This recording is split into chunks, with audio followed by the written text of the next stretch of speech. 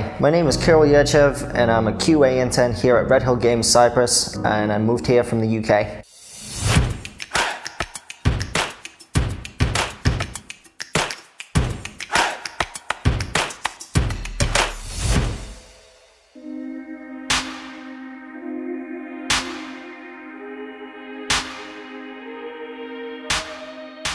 Right now I'm a QA intern, so the idea is that with all of the internships that the company is running over a 6-month period to take someone who might not have that much experience in the gaming industry and train them up to be at the level of like a junior team member. So at the moment I've just completed in-house training course, and at the moment I've started testing new assets for the game that we're currently working on, and just learning the format for how QA is done in the gaming industry. Get to see how all the different departments that make up a game design studio collaborate, because you get to see their work in progress. So with other departments, the level of exposure that you have to unfinished material will just depend on where you are kind of in the production chain. Whereas with QA, if you're working on like the brand new assets that are being supplied, you kind of get to see those assets with whatever the department is without the level of polish of the final product that would make them unapproachable. So I can see a level where, like, you know, not all of the lighting cues have been finalized, or where some of the sounds are at a placeholder level. And that gives me a better idea of what the structure of game development is, compared to another discipline where I'd only be looking at a very sort of zoomed in part of the process, like only sound, only lighting, only level design, that kind of thing. And that's another thing, is some of these departments might not talk to each other all that much, and QA is kind of like the glue that will hold them together.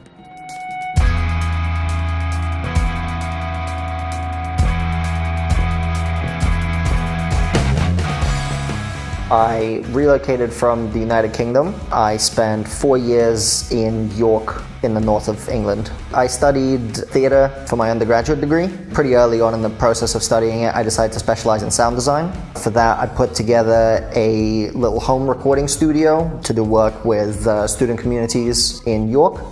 And then COVID happened, like halfway through my degree. So half of my theatre, primarily live degree, had to happen online.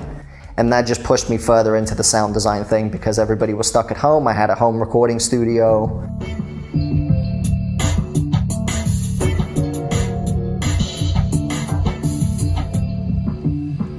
My relocation to Cyprus was fairly easy because I have some experience with living in the country.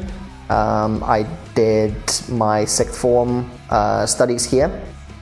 So I'm used to kind of the extremes of the weather. You know, relocated to Cyprus initially when it was kind of the middle of summer. So I had to get in kind of to the deep end. Relocating from the UK in terms of that is actually fairly difficult, no matter how many times you come to Cyprus. Just the sheer difference in average temperature will surprise you. I really liked the place where I was living in the UK, and I like Nicosia for the same reasons, which is that the pace of life is very relaxed.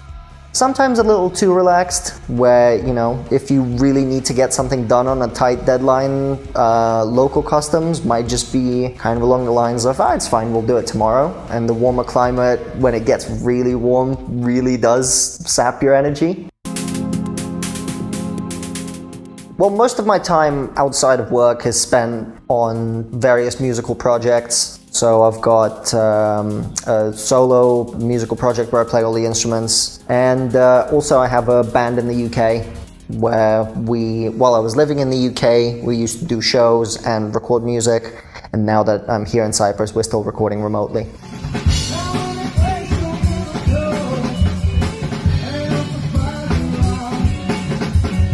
Another nice thing about kind of like working in the gaming industry is that depending on your role, if you just have a really good Wi-Fi connection, like the reason why lots of games were successfully shipped during COVID is you can kind of do a lot of it from home.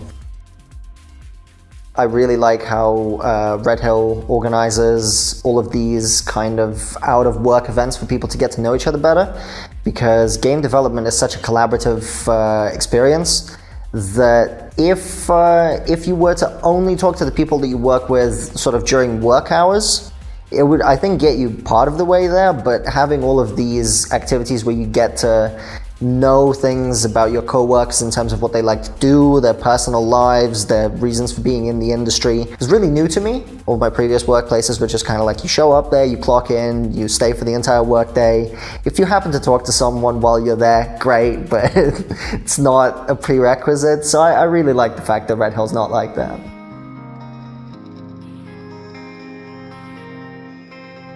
If you're thinking of joining Redhill Games, come here with an open mind, ready to meet people and experience new ways of working, new cultures that people come from.